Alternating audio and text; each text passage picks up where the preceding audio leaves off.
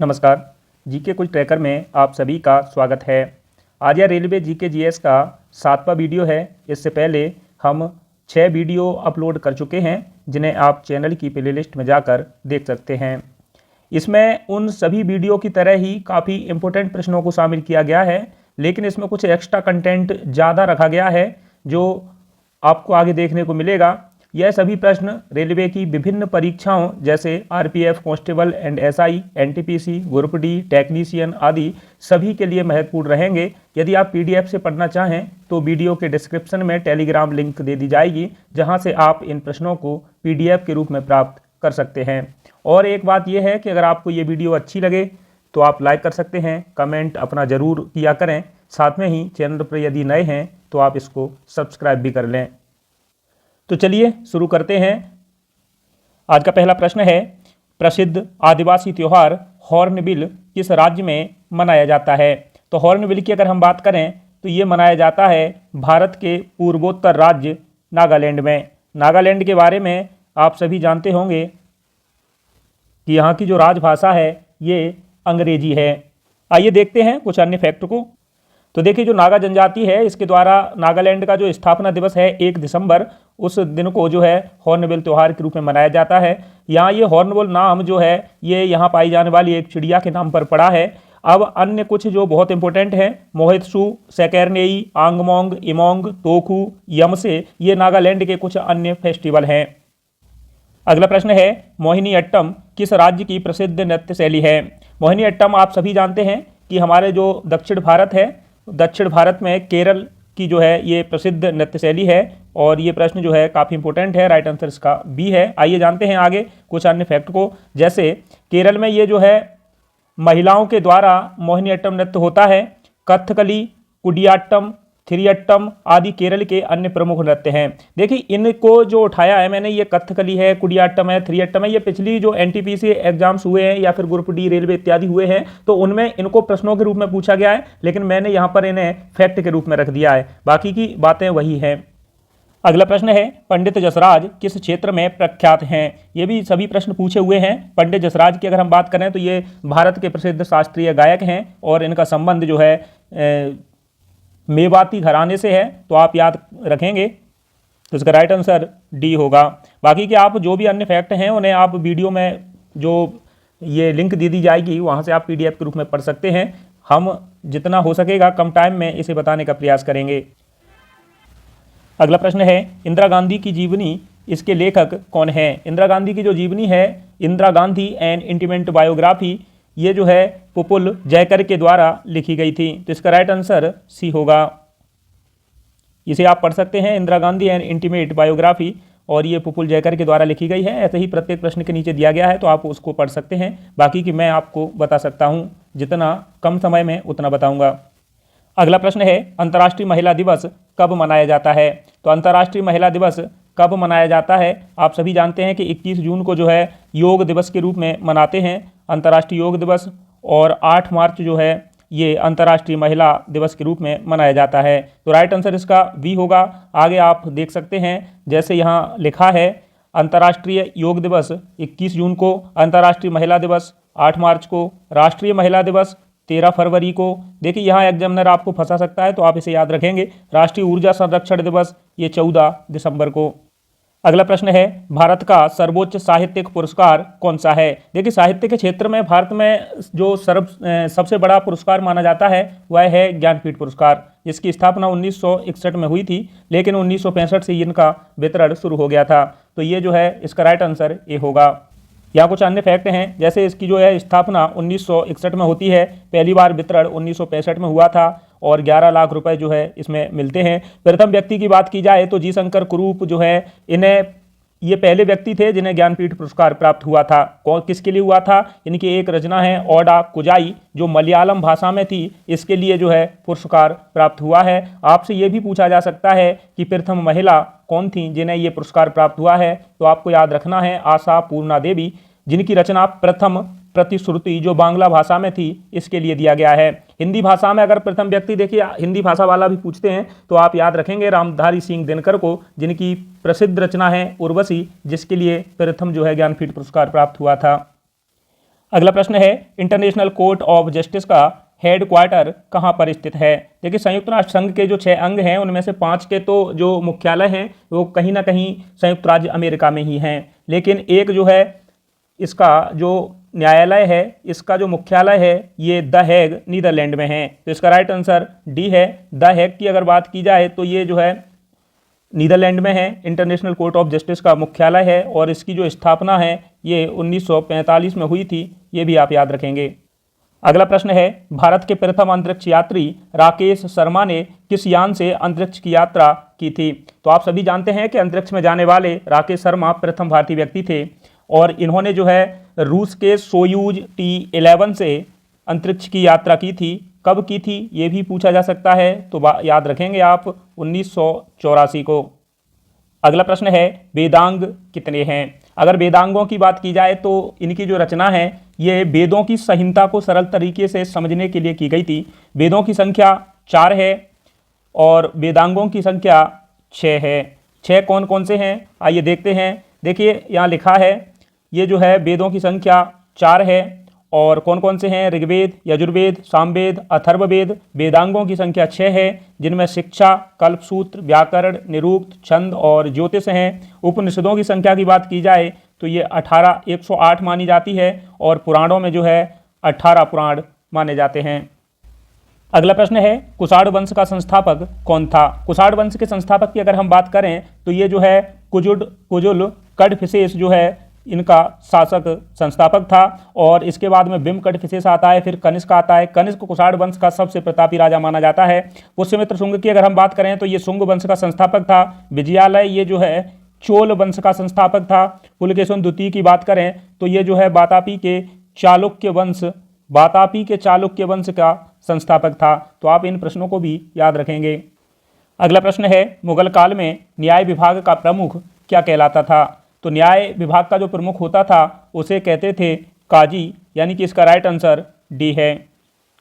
अगला प्रश्न है निकोलो कॉन्टी देवराय प्रथम के शासनकाल में विजयनगर की यात्रा पर आया था। यह किस देश का निवासी था। देखिए ये आपसे बहुत पूछा गया है कि निकोलो कॉन्टी किसके दरबार में आया था, तो आप याद रखेंगे देवराय प्रथम विजयनगर का शासक था। ठीक है, रहने वाला कहाँ का था, ये इटली का निवासी था। तो राइट आंसर इसका डी होगा, माफ कीजिएगा सी होगा। अगला प्रश्न है निम्न में से कौन सा जोड़ा सही सुमेलित नहीं है। ब्रह्म समाज की बात करें तो राजा राम मोहन राय ने 1828 में इसकी जो है स्थापना मुंबई में की थी। आर्य समाज की बात करें तो स्वामी दयानंद सरस्वती ने 1875 में मुंबई में इसकी स्थापना की थी। ब्रह्म समाज माफ कीजिएगा ये कलकत्ता में की गई थी। ठीक है, आर्य समाज मुंबई में की गई थी। प्रार्थना समाज की अगर हम बात करें तो ये 1867 में आत्माराम पांडुरंग ने अपने साथियों के साथ मिलकर के जो है इसकी स्थापना की थी। देव समाज की अगर हम बात करें तो इसकी स्थापना 1887 में की गई थी, परंतु ये केशव चंद्र सेन ने नहीं की थी बल्कि शिव नारायण अग्निहोत्री के द्वारा की गई थी। तो इस प्रश्न का राइट आंसर डी होगा। अगला प्रश्न है गदर पार्टी की स्थापना कब हुई थी। तो गदर पार्टी आप सभी जानते हैं कि संयुक्त राज्य अमेरिका के शहर सैन फ्रांसिस्को में इसकी स्थापना 1913 में सोहन सिंह भाकना और लाला हरदयाल के द्वारा की गई थी। तो आप ये याद रख सकते हैं कहाँ की गई थी, सैन फ्रांसिस्को अमेरिका में। अगला प्रश्न है दुनिया के मजदूरों एक हो, यह नारा किसने दिया था। तो ये जो नारा दिया गया था दुनिया के मजदूरों एक हो जाओ, ये जो है कार्ल मार्क्स के द्वारा दिया गया था। तो इस प्रश्न का राइट आंसर सी होगा। अगला प्रश्न है सूर्य के बाह्य भाग को क्या कहा जाता है। सूर्य का जो बाह्य भाग है उसे कहते हैं सूर्य किरीट या फिर कोरोना। तो इसका राइट आंसर है ए, लेकिन आपको याद रखना है इसे सूर्य का मुकुट भी कहा जाता है। सूर्य ग्रहण जब होता है तो कोरोना ही हमें दिखाई देता है और उसी से हमें प्रकाश भी प्राप्त होता है। तो आप ये भी याद रखेंगे। अगला प्रश्न है हिंद महासागर का सबसे गहरा गर्त कौन सा है। देखिए यहाँ से प्रश्न अक्सर बनते हैं एग्जाम में, तो आप याद रखेंगे कि हिंद महासागर का पूछा है तो आप बाकी के जो भी महासागर हैं उन सभी के याद रखें। तो इसका राइट आंसर तो बी होगा, लेकिन आपको याद रखना है इन सभी को ताकि हो सके कि आपके एग्जाम में जब भी यहाँ से प्रश्न बने और आप उसको आसानी से कर पाएँ। देखिए अगर हम बात करें सबसे गहरा गर्त जो है माना जाता है मेरियाना ट्रेंच, और ये जो है प्रशांत महासागर का है, इसलिए प्रशांत महासागर का भी सबसे गहरा गर्त होगा ये। ठीक है, तो आप ये याद रखेंगे। हिंद महासागर की बात करें तो ये सुंडा या जावा गर्त के नाम से जानते हैं। अटलांटिक महासागर की बात करें तो इसका सबसे गहरा जो गर्त है ये प्यूर्टो रिको गर्त है, तो आप ये याद रख सकते हैं। और अगला बचता है आर्कटिक महासागर, इसका सबसे गहरा गर्त यूरेशियन बेसिन को माना जाता है। अगला प्रश्न है, निम्न में से कौन सी नदी सबसे अधिक देशों से होकर बहती है? तो इस प्रश्न का राइट आंसर होगा क्या? डैन्यूब नदी। डैन्यूब नदी जो है ये यूरोप में बहने वाली प्रमुख नदियों में से एक है, तो इसका राइट आंसर डी है।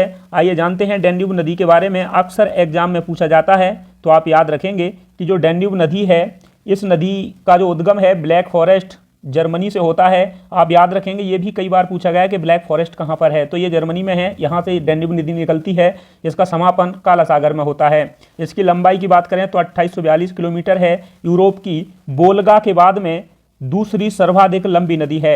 यूरोप की सबसे लंबी नदी वोल्गा नदी है, दूसरी सबसे लंबी नदी डैन्यूब नदी है। सर्वाधिक अगर बात करें तो ये 10 देशों से होकर के बहती है, तो आप याद रखेंगे डैन्यूब नदी इंपॉर्टेंट है। अगला प्रश्न है, शिलांग इनमें से किस पहाड़ियों पर स्थित है? शिलांग की अगर हम बात करें तो आप सभी जानते हैं कि मेघालय की राजधानी है शिलांग, तो शिलांग जो है ये खासी पहाड़ियों पर स्थित है। इसका राइट आंसर बी है। अगला प्रश्न है, कोल्डेरू झील किस राज्य में स्थित है? कोल्डेरू की अगर हम बात करें तो ये मीठे पानी की जो है झील है और ये आंध्र प्रदेश में स्थित है। इसका राइट आंसर बी है। अगला प्रश्न है, गोदावरी नदी का उद्गम कहाँ से होता है? तो गोदावरी जो नदी है ये निकलती है त्र्यंबकेश्वर महाराष्ट्र के नासिक जिले से, जो ब्रह्मगिरी पहाड़ियों के अंतर्गत है, तो इसका राइट आंसर सी होगा। ये कुछ फैक्ट हैं जिन्हें आप याद रख सकते हैं। ये ब्रह्मगिरी पहाड़ियों पर स्थित त्र्यंबकेश्वर से निकलती है जो नासिक जिले में है। यह प्रायद्वीपीय भारत की दूसरी सबसे बड़ी नदी है। इसकी लंबाई की बात करें तो 1465 किलोमीटर है। गोदावरी नदी को दक्षिण की गंगा और वृद्ध गंगा के नाम से भी जाना जाता है। बंगाल की खाड़ी में ये अपने जल को समाप्त करती है। अगला प्रश्न है, भारतीय संविधान में वर्णित विधि का शासन किस देश के संविधान से लिया गया है? तो विधि के शासन की अगर हम बात करें तो ये लिया गया है ब्रिटेन से। ठीक है, ब्रिटेन के जो संविधान है उससे इसे ग्रहण किया गया है। आइए जानते हैं ब्रिटेन से और क्या हमारे लिए इंपॉर्टेंट है जो हमारे संविधान में है। विधि का शासन आप याद रखेंगे, विधि का शासन। दूसरा है संसदीय शासन प्रणाली। ठीक है, संसदीय शासन प्रणाली, संसदीय विशेषाधिकार, एकल नागरिकता, ये जो है सभी ब्रिटिश संविधान की विशेषताएं हैं जो हमें अपने संविधान में देखने को मिलती हैं। अगला प्रश्न है, भारतीय संविधान के किस अनुच्छेद के अनुसार भारत अर्थात इंडिया राज्यों का संघ होगा? देखिए कई बार प्रश्न यहाँ से बनता है कि हमारे संविधान में हमारे देश के कितने नाम हैं, तो इन दो नामों का उल्लेख मिलता है, भारत और इंडिया। ठीक है, अन्यथा के अन्य नामों का जिक्र संविधान में नहीं मिलता है। भारत और इंडिया दो याद रखना है। भारत क्या है? तो राज्यों का ये संघ है, आपको ये भी याद रखना है। ठीक है, तो ये जो है कौन सा आर्टिकल कहता है? ये आर्टिकल 1 कहता है, यानी कि इसका राइट आंसर बी है। अगला प्रश्न है, लोकसभा की पहली महिला स्पीकर के रूप में किसे नियुक्त किया गया था? तो लोकसभा की पहली महिला स्पीकर बनने वाली मीरा कुमार थी, तो राइट आंसर इसका सी है। आप याद रखेंगे, दूसरी अगर आपसे पूछें तो आप बताएंगे कि जो सुमित्रा महाजन हैं ये इंदौर से आती हैं, तो ये जो है दूसरी महिला लोकसभा अध्यक्ष बनी थी। पहले लोकसभा अध्यक्ष भी आपसे पूछे जा सकते हैं और पूछे जाते हैं, तो जीवी मामलंकर थे। दूसरे लोकसभा अध्यक्ष की बात करें तो एम अनंत सैनम अयंगर थे। अगला प्रश्न है, भारत के उच्चतम न्यायालय का आदर्श वाक्य क्या है? तो भारत का जो उच्चतम न्यायालय है इसकी स्थापना 1950 में हुई थी। ठीक है, तो ये जो है 1950 से है और इसका जो आदर्श वाक्य है यतो धर्मस्ततो जयः, ये जो है उच्चतम न्यायालय का आदर्श वाक्य है। अगला प्रश्न है, भारत के पहले मुख्य चुनाव आयुक्त कौन थे? देखिए अभी आपने पढ़ा था कि प्रथम लोकसभा अध्यक्ष जीवी मामलंकर थे। साथ में ही ये मुख्य चुनाव आयुक्त भी पूछा जाता है, तो आप याद रखेंगे सुकुमार सेन को, तो राइट आंसर डी है। अगला प्रश्न है, भारत की अधिराज्य की अवधि क्या दर्शाती है? तो जो भारत की अधिराज्य की अवधि है ये दर्शाती है स्वतंत्रता दिवस से गणतंत्र दिवस तक के समय को, तो राइट आंसर इसका डी है। बाकी के आप यहाँ पढ़ सकते हैं। अगला प्रश्न है, जिस स्थान पर चंद्रयान 3 ने लैंडिंग की उस स्थान को किस नाम से जाना जाएगा? तो ये जो है चंद्रयान 3 ने जहाँ पर लैंडिंग की है उसे शिव शक्ति नाम दिया गया है, तो ये शिव शक्ति पॉइंट के नाम से जाना जाएगा। ठीक है, आपको याद ये भी रखना है जो तिरंगा पॉइंट है ये चंद्रयान 2 जहाँ पर क्रैश हुआ था उसे जो है तिरंगा पॉइंट के नाम से जाना जाएगा। अगला प्रश्न है, अभी हाल ही में हंगरी के राष्ट्रपति पद पर किसे चुना गया है? तो हंगरी के जो राष्ट्रपति बने हैं यह बने हैं कैटलिन नोवाक की जगह तमस सुलियोक। ठीक है, तो इसका राइट आंसर बी है। अगला प्रश्न है, हाल ही में कौन सा देश नाटो में शामिल होने वाला 32वां देश बना है? ठीक है, तो नाटो का 31वां देश फिनलैंड था, तो आप ये याद रखेंगे 32वां जो है स्वीडन बना है, तो राइट आंसर इसका ए है। अगला प्रश्न है, हाल ही में भारत का पहला एआई शिक्षक आइरिस, देखिए एआई शिक्षक को क्या नाम दिया गया है ये पूछा जा सकता है, तो आइरिस कहाँ लॉन्च हुआ है? तो ये हुआ है केरल में, इसका राइट आंसर सी होगा। अगला प्रश्न है, हाल ही में राष्ट्रीय युवा संसद महोत्सव 2024 में प्रथम स्थान किसे मिला है? देखिए हमारे जो करंट अफेयर्स रहता है ये 24 का है, ठीक है, 2024 का ही मैं ऐड कर रहा हूँ क्योंकि आपका एग्जाम जब तक होगा तब तक यहीं से प्रश्न बनेंगे और बैक में बहुत कम चांस हैं कि वह जाएं, तो आप याद रखेंगे कि 2024 का करंट अफेयर्स कवर करके चलेंगे। तो इसका राइट आंसर बी है, यानी कि यतिन भास्कर को जो है प्रथम स्थान प्राप्त हुआ है। अगला प्रश्न है, हाल ही में देश की पहली अंडर वाटर मेट्रो रेल सेवा कहाँ शुरू की गई है? तो ये जो शुरू हुई है ये हुई है हुगली नदी के अंदर कोलकाता में, तो राइट आंसर इसका सी होगा।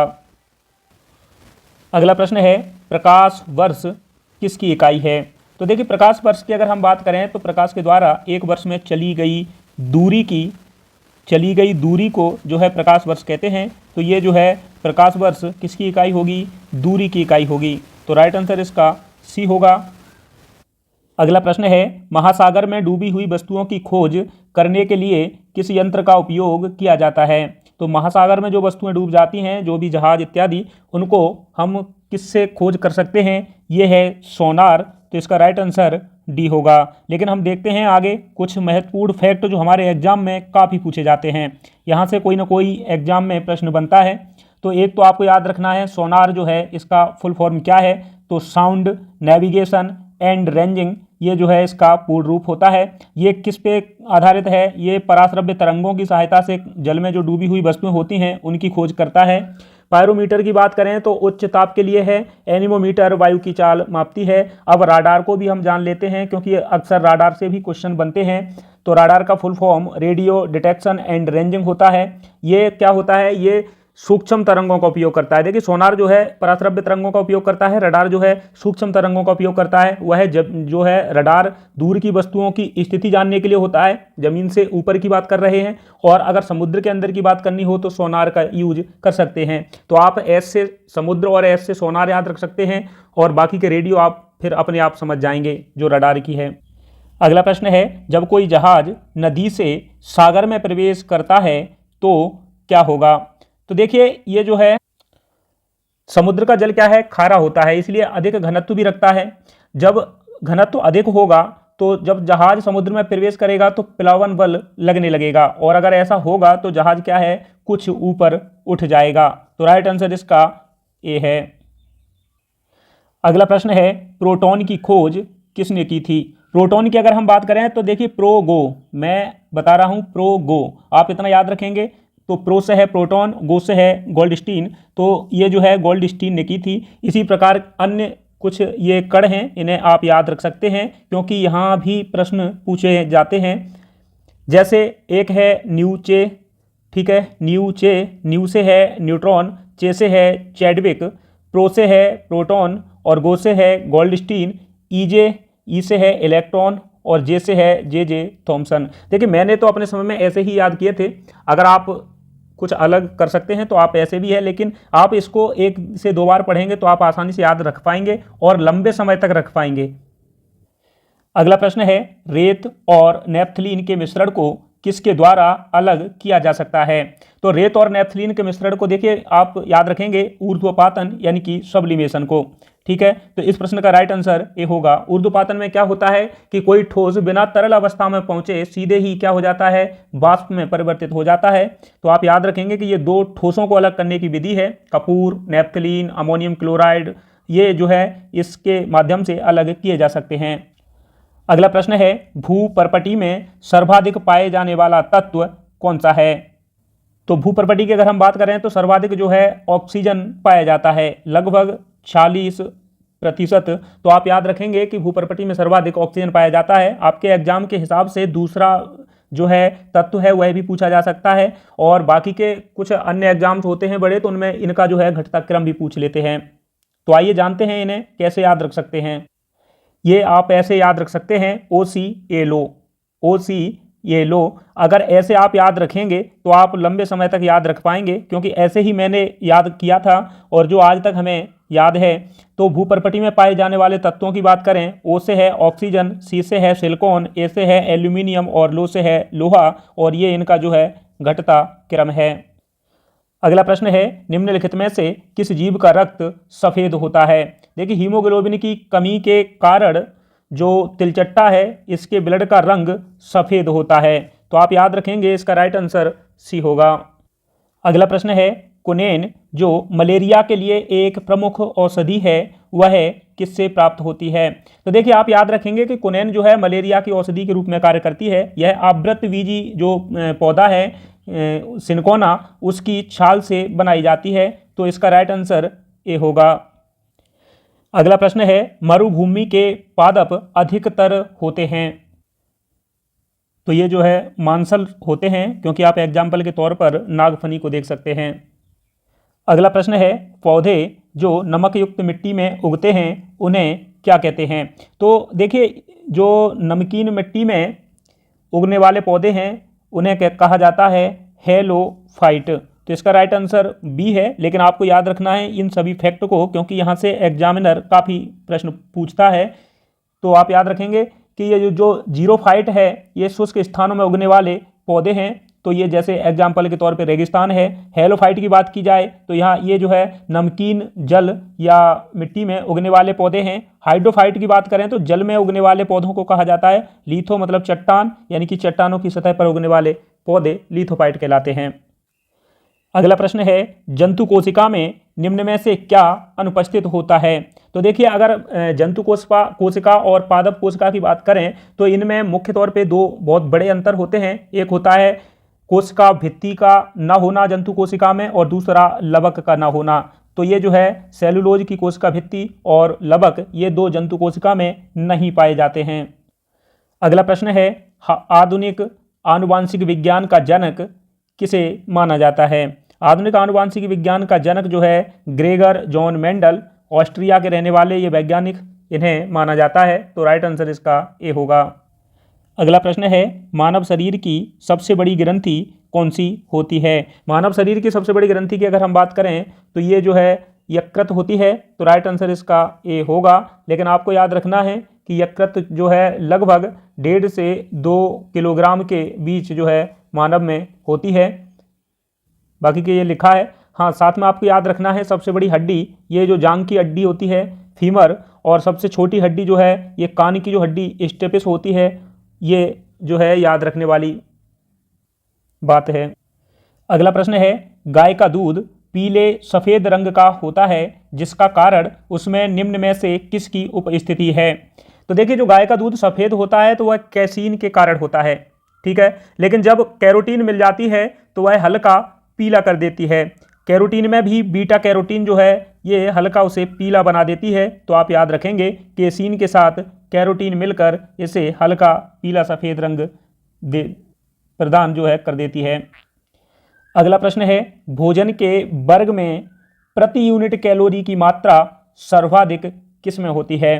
तो देखिए, अगर हम प्रति यूनिट कैलोरी की मात्रा की बात करें तो सबसे ज़्यादा जो है वसा से हमें प्राप्त होगी, ठीक है। तो प्रथम जो नंबर है ये वसा का होगा, दूसरे नंबर पर जो है प्रोटीन आती है, और तीसरे नंबर पर कार्बोहाइड्रेट आते हैं। विटामिन से हमें कोई भी कैलोरी प्राप्त नहीं होती है।